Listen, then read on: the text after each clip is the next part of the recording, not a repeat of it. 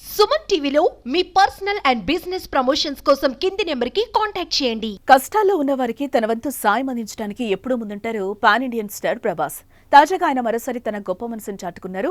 వరద విపత్తు నుంచి ఉపశమనం కోసం 2 తెలుగు రాష్ట్రాల ప్రభుత్వాలు తీసుకునే చర్యలకు సహాయపడాలని తన వంతుగా ఆంధ్రప్రదేశ్, తెలంగాణ ముఖ్యమంత్రుల సహాయ నిధికి చెరొక ₹1 కోటి విరాళం ఇస్తున్నట్లుగా తెలిపారు. ఇటీవల తెలుగు రాష్ట్రాల్లో వరదలు బీభత్సం సృష్టించాయి. విజయవాడ, ఖమ్మం, వరంగల్, నల్గొండ జిల్లాలో తీవ్ర నష్టాన్ని మిగిల్చాయి.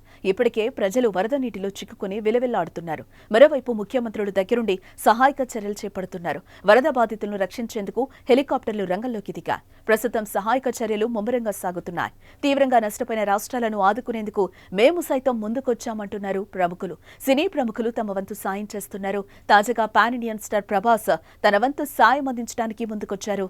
ఏపీ, తెలంగాణకు సీఎం సహాయ నిధికి 2 కోట్ల విరాళం ఇస్తున్నట్లుగా తెలిపారు.